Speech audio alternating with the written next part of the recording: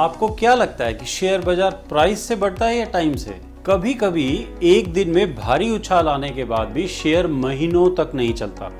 यह राज छुपा है एस्ट्रो टेक्निकल एनालिसिस में, जो प्राइस के साथ साथ टाइम एनालिसिस भी करता है। फिर चाहे स्टॉक्स हो, कमोडिटीज हो, करेंसी हो या इंडेक्सेस, एस्ट्रो टेक्निकल एनालिसिस है आपकी तिजोरी की चाबी। इसी प्रकार सफलता को प्राप्त करने के लिए आप ज्वाइन कर सकते हैं हमें, Acharya Anuj, astro technical analyst. Hello friends, welcome on technical and astrology analysis for Nifty and Nifty Bank for 16th of November 2021।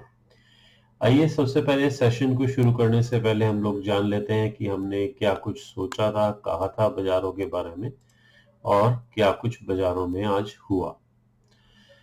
जैसा कि हम लोग 15th नवंबर की फोरकास्टिंग कर रहे थे कि Moon is in square to Venus, sextile to Saturn and Jupiter. It means the first part of the market is weak and then up or recovery. इसके विपरीत आज बाजारों में गैप अप ओपन हुआ, जो कि हमें टेक्निकल्स के हिसाब से नजर आ रहा था, जो मैंने आपसे डिस्कस भी किया था। And it close near the previous close only, यानी कि मार्केट लगभग रेंज बाउंड में ही रही। इसी तरीके से बाजारों ने इसको अपवर्ड मूवमेंट दिया जैसा कि हमने देखा था, और उसके बाद बाजार हम वापस डाउन रहे और रिकवरी के टाइम के ऊपर बाजारों ने बिग रिकवरीज या मूवमेंट्स को नहीं दिया। निफ्टी क्लोज हुई 18,109 के आसपास, जो कि लगभग रेंज में ही है, और निफ्टी बैंक क्लोज हुआ 48 पॉइंट्स डाउन 38,823। आज बाजारों के अंदर फार्मा अप था, मेटल एंड पीएनसीयू बैंक ने बाजारों को नीचे की तरफ ड्रैग किया। तो आइए चलते हैं हम अपने पोस्ट मार्केट टेक्निकल एनालिसिस के ऊपर और देखते हैं कि बाजारों की क्या स्थिति प्राइस मूवमेंट्स के ऊपर बनी है।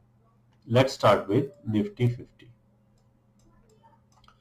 जैसा कि कल भी मेरी आपकी इस चार्ट के ऊपर डिस्कशन हुई थी कि अगर ये जो स्ट्रॉन्ग ग्रीन कैंडल की फॉर्मेशन है इसके ऊपर बाजार रहता है तो हम इस बाजार को पॉजिटिव देखेंगे। आज देखा जाए तो वैसे चाहे हमारे पास कैंडल रेड फॉर्मेशन हुई है, लेकिन बाजारों ने फिर भी कल की इस तेजी के अंदर कोई पेनिट्रेशन नहीं की है, यानी कि अभी तक प्राइसेस के नीचे नहीं आए हैं और 18,068 जो कि हमारे पास 20 डे की मूविंग एवरेज है इस चार्ट पर, उसको सस्टेन कर रहा है। मोमेंटम बाजारों का स्ट्रेंथ थोड़ी सी इंप्रूव या पैरेलल रही है और मैकडी के अंदर एक क्रॉसओवर बनने की पोजीशन अभी भी हमारे पास बनी हुई है। So in the daily chart of Nifty हम लोग अभी पॉजिटिव रह सकते हैं। आइए देख लेते हैं एक बार स्थिति हमारे पास आवरली चार्ट्स या स्मॉलर टाइम फ्रेम्स में भी क्या है। स्मॉलर टाइम फ्रेम के अंदर बाजारों ने इस 50% रिट्रेसमेंट के ऊपर ही बाजारों को अभी तक रखा है, लेकिन 200 पीरियड मूविंग एवरेज और 20 पीरियड मूविंग एवरेज बाजारों के अंदर लगभग आसपास आने शुरू हो गए हैं। इसका मतलब यह है कि आवरली चार्ट्स के अंदर हमारे पास सबसे पहले ये यहां से लेकर और 18,022 से लेकर अप्रोक्सीमेटली 18,150 का लेवल हम मान सकते हैं कि हमारे पास रेंज बाउंड है। अगर इससे बाजार किसी भी तरफ डिसिसिवली चलता है तो हमारे को बाजारों को एक नए वेवलेंथ के अंदर देखा जाना चाहिए। 1 आवर चार्ट के अंदर मैकडी के अंदर एक बेयरिश क्रॉसओवर या वीकनेस हमारे को नजर आ रही है और स्ट्रेंथ के हिसाब से भी जो लास्ट 4-5 आवर्स का जो ग्राफ है वो हमारे पास वीक है। So we should be cautious what the market is saying in smaller terms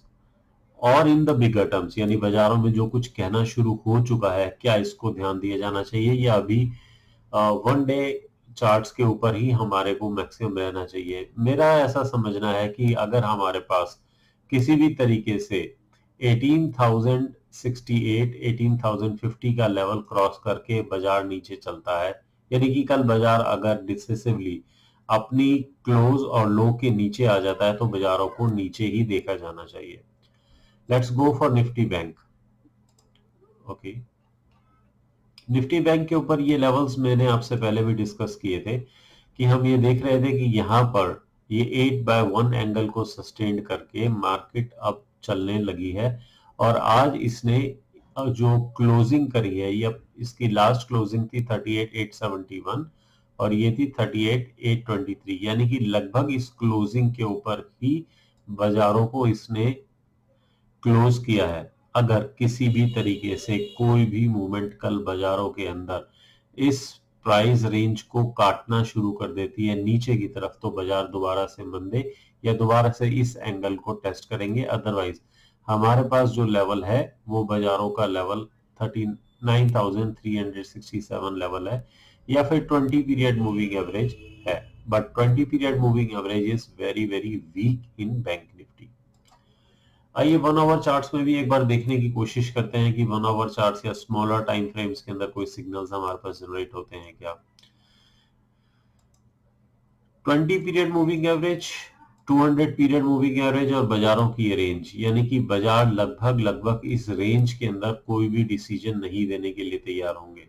39,360 या फिर जो हमारे पास ये इमीडिएट रेंज की फॉर्मेशन है 38,600, इसको डिसिसिवली काटने के बाद ही बाजारों को नीचे की तरफ देखा जाएगा, या फिर इस ट्रेंड एंगल जो 4/1 ट्रेंड एंगल है, इस ट्रेंड एंगल को सपोर्ट करके बाजार चले तो इसको ऊपर देखा जाना चाहिए। इस बीच के अंदर बाजार अप डाउन होने की टेंडेंसीज बनाएगा, जो कि हमारे हिसाब से शायद कल का दिन रहना भी चाहिए, क्योंकि कल क्या है इसको जानने के लिए चलते हैं अपने एस्ट्रोलॉजिकल चार्ट्स के ऊपर।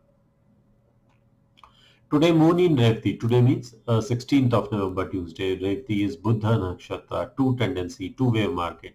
Mostly beneficial to sellers in up market, यानी कि ये लगभग बिकवाल के लिए beneficial होता है। Only in the last it can recover. Strategy for this type of market is to quickly change positions at crucial area and prices.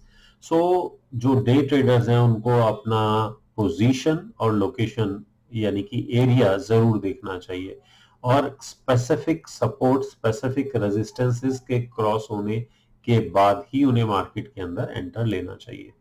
Important change in trend in times are at 11:12, 12:34 या 12:54, 14:22।